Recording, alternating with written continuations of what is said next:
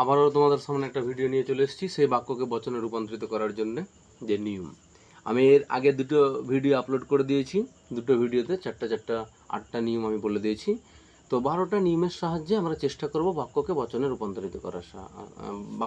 রূপান্তরিত করার একটা প্রচেষ্টা আমাদের থাকবে 12টা নিয়মের সাহায্যে।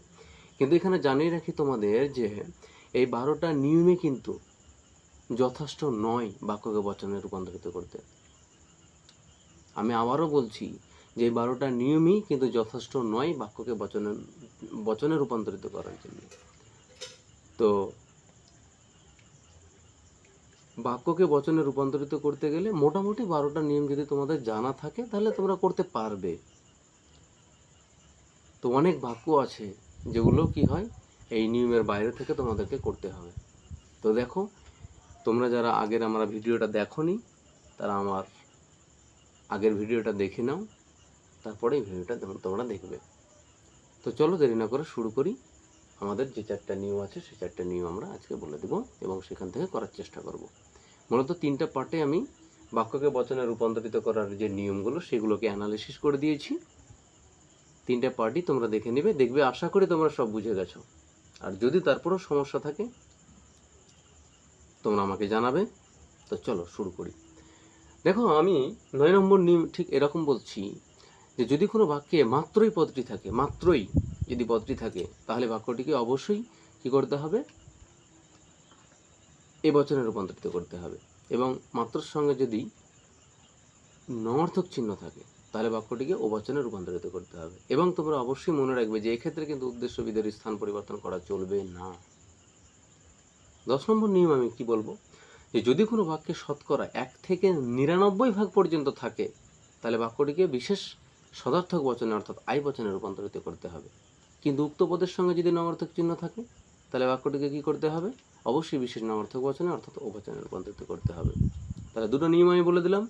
আরও দুটো নিয়ম আমি তোমাদেরকে বলে দিই। 11 নম্বর কি বলবো, 11 নম্বর নিয়ম আমি যে প্রত্যেক সমস্ত সব সকল সর্বদা ইত্যাদি পদ বাক্যে থাকলে বাক্যটিকে সামান্য সদর্থক বচনে অর্থাৎ এই বচনে রূপান্তরিত করতে হবে।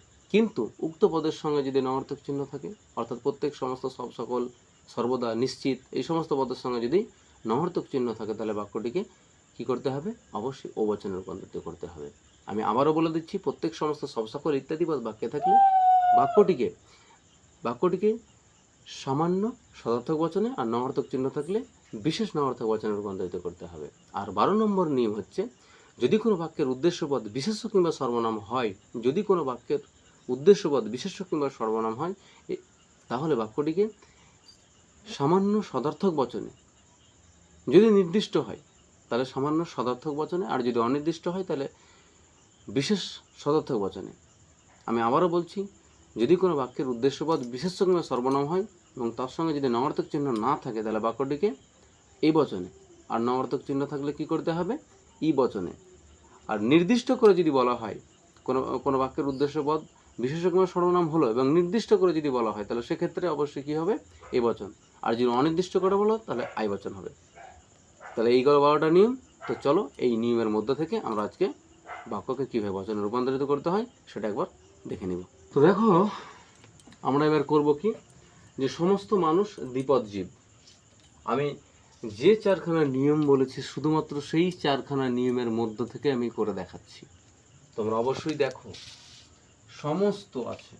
আমি কি বললাম, যে প্রত্যেক সমস্ত সব সকল ইত্যাদি পদ বাক্যে থাকলে বাক্যটিকে সামান্য সদার্থক বচনে অর্থাৎ এই বচনে, তাহলে এটা এই বচন হবে। লিখেছি বাক্যটি তর্কবিদ্যার সমর্থনূপ, তারপরে এই বচন লিখে দিলাম। এবার লিখবো কি, এই বচনে কি হয়, অবশ্যই সকল লিখতে হয়। তাহলে সকল মানুষ হয় দ্বিপদ জীব হয়ে গেল। দেখো, সকল মানুষ হয় দ্বিপদ জীব। তাহলে এটা কি পরিমাণ, এটা উদ্দেশ্য পদ, এটা সংযোজক, আর এটা হচ্ছে বিধেয় পদ। তাহলে এই বচন আমরা করে নিলাম। তো চলো তারপরে আমরা আবার একটা দেখে নিই। তারপরে এবার কি লিখেছি, যে শতকরা 99% ছেলেরা ধূমপান করে। তো আমরা দেখব যে শতকরা 99% ছেলেরা ধূমপান করে। তো মেয়েরা করে নাকি আমি জানি না, যদি তোমাদের জানা থাকে অবশ্যই কমেন্ট সেকশানে গিয়ে কমেন্ট করো। তো তো আমার উদ্দেশ্যটা কি এখানে? আমার উদ্দেশ্যটা হচ্ছে যে একটা বাক্যকে আমরা বচন শিখবো। অ্যাকচুয়ালি ছেলেটা ধূমপান করুক আর না করুক সেটা আমার জানার বিষয় নয়। আমার জানার বিষয় কোনটা? যে একটা বাক্যকে আমি কিভাবে বচনে রূপান্তরিত করব, এইটা। তো দেখো, শতকরা 99 ভাগ থাকলে অবশ্যই কি বচন করতে হয়? আই বচন। আমি একটু আগেই বললাম, যদি কোনো বাক্যে শতকরা 1 থেকে 99 ভাগ পর্যন্ত থাকে তাহলে বাক্যটিকে বিশেষ সদর্থক বচনে, আর যদি নঅর্থক চিহ্ন থাকে তার সঙ্গে তাহলে বাক্যটিকে বিশেষ নঅর্থক বচনে রূপান্তরিত করতে হয়। তাহলে এটা আমরা কি বচনে করব? আই বচনে রূপান্তরিত করব। আই বচন লিখে দিলাম, বাক্যটি তর্কবিদ্যার সম্মত রূপ, বিসর্গ দিয়ে ড্যাশ, তারপর আই লিখলাম। এবার আমরা কি লিখব? অনেক শিক্ষার্থীকে আমি দেখেছি যে শতকরাটাও ওরা লিখে দেয়, যে শতকরা ছেলেরা হয় এমন যারা ধূমপান করে। এটা কিন্তু ভুল। এই শতকরা 99 ভাগ থাকার জন্য এটাকে আমি আই বচন করতে পারছি। আই বচনে কি হয়? ডবল কোনো হয়, অর্থাৎ কোনো কোনো, ভুল করবেন অবশ্যই, কোনো কোনো ছেলে হয় এমন যারা ধূমপান করে, ধূমপান করে, হয়ে গেল। কোনো কোনো ছেলে হয় এমন যারা ধূমপান করে। তাহলে যদি কোনো বাক্যে শতকরা থাকে তাহলে আমরা আই বচন করব। আই বচনের কি? ডবল কোনো হবে, কোনো কোনো, অর্থাৎ এটা কোনো কোনো পরিমাণ, উদ্দেশ্য ছেলে, সংযোজক হয়, আর ধূমপান করে হচ্ছে আমার বিধেয় পদ। এমন যারা, এটা অলংকার। অলংকারটা কি? এই বচনটাকে আমার বচনটার সৌন্দর্য বৃদ্ধি করতে আমার সাহায্য করবে অলংকারটা। যেমনটা যে মেয়েরা যদি অলংকার পড়ে তাদের সৌন্দর্য বৃদ্ধি পায়, তো আমরা কি করব? আমাদের বচনের সৌন্দর্য বৃদ্ধি পাওয়ার জন্য কিন্তু কিছু অলংকার আমরা লাগাবো। শব্দ যেগুলো, অলংকার মানে গহনা না, বচনে গহনা লাগাবো না, আমরা বচনে কি লাগাবো? শব্দ। এমন কিছু শব্দ আছে যেগুলো লাগালে, জুড়ে দিলে, বচনগুলোর সাথে জুড়ে দিলে খুব ভালো লাগে। আমরা সেই জন্য এটাকে জুড়ে দিয়েছি। তো কোনো কোনো ছেলে হয় এমন যারা ধূমপান করে। তারপরে যেটা আমরা লিখলাম সেটা কি? যে উট পাখি উঠতে পারে না।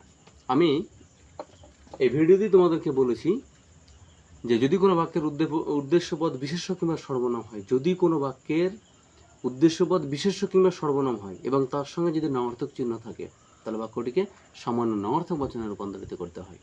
তাহলে এখানে দেখে নাও কি করে হচ্ছে ওটা। উট পাখি, এই যে বাক্যটা আছে সেই বাক্যের উদ্দেশ্যপদ, আর উঠতে পারে না হচ্ছে বিধেয় পদ। তাহলে উট পাখি এটা অবশ্যই একটা বিশেষ্য পদ, একটা উট পাখি আমি বলছি। তাহলে আমার যে নিয়ম আছে সেই নিয়মের সঙ্গে কি হচ্ছে? সামঞ্জস্যপূর্ণ হচ্ছে। যে যদি কোনো বাক্যের উদ্দেশ্য পদ বিশেষ্য কিংবা সর্বনাম হয় তাহলে বাক্যটিকে, যদি কোনো বাক্যের উদ্দেশ্যপদ বিশেষ্য কিংবা সর্বনাম হয় এবং তার সঙ্গে যদি নঅর্থক চিহ্ন থাকে তাহলে বাক্যটিকে সামান্য নঅর্থক বচনে অর্থাৎ ই বচনে রূপান্তরিত করতে হবে। তাহলে আমার কি আছে? এটা বিশেষ্য পদ, এটা সর্বনাম হতে পারে, অসুবিধার কিছু নেই, তার সঙ্গে দেখো নঅর্থক পদ। তাহলে আমরা কি করব? ই বচন করব। তাহলে ই বচন লিখে দিলাম, বাক্যটি তর্কবিদ্যার সম্মত রূপ লিখলাম। তোমরা চাইলে এলেপ করতে পারো, অসুবিধা নাই। লিখব যে কোনো উট পাখি নয় এমন যারা উঠতে পারে। তাহলে হয়ে গেল। দেখো, কোনোটা পরিমাণ, ই বচনের কোনোটা হচ্ছে পরিমাণ, তারপরে হচ্ছে উট পাখি হচ্ছে তোমার বিধেয় পদ, উট পাখি হচ্ছে উদ্দেশ্য পদ, সংযোজক হচ্ছে তোমার নয়, আর উঠতে পারাটা হচ্ছে আমার বিধেয় পদ। তাহলে পরিমাণ, উদ্দেশ্য, সংযোজক, আর এটা হচ্ছে বিধেয় পদ। তাহলে আজকে আমরা এই ভিডিওতে যেটা আলোচনা করলাম সেটা হচ্ছে বাক্যকে বচনে রূপান্তরিত করার যে নিয়ম, ঠিক 4টা নিয়ম আমি এখানে দিয়েছি। সেই 4টা নিয়মের পরিপ্রেক্ষিতে আমরা বাক্যকে কীভাবে বচনে রূপান্তরিত করতে হয় তার একটা কৌশল তোমাদের সামনে তুলে ধরার চেষ্টা করেছি। তো দেখো, লাস্ট এটা তোমাদের জন্য, যে পশু মাত্রই ক্ষিপ্ত নয়। আমি বললাম যে যদি কোনো বাক্যে মাত্রই থাকে এবং তার সঙ্গে নঅর্থক চিহ্ন থাকে তাহলে বাক্যটিকে কী করতে হবে? মাত্রের সঙ্গে নঅর্থক চিহ্ন থাকলে বিশেষ নঅর্থক বচনে অর্থাৎ ও বচনে। এটা পরীক্ষায় খুবই আসে, বিগত বছরগুলোতে প্রায়ই এসছে, টেস্টে এসছে। তো সেই জন্য আমি তোমাদের সামনে এটাই তুলে ধরার চেষ্টা করেছি। তাহলে পশু মাত্রই আছে, তাহলে এটা কি বচন হবে? ও বচন। ও বচন লিখলাম।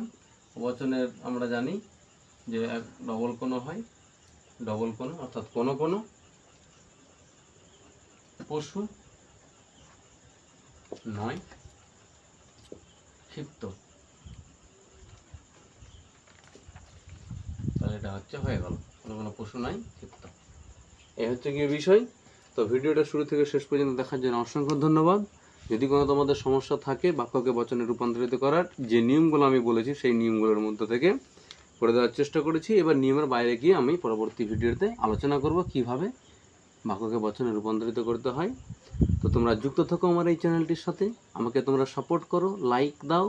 তোমাদের লাইক, শেয়ার, কমেন্টই হচ্ছে আমার সাপোর্ট।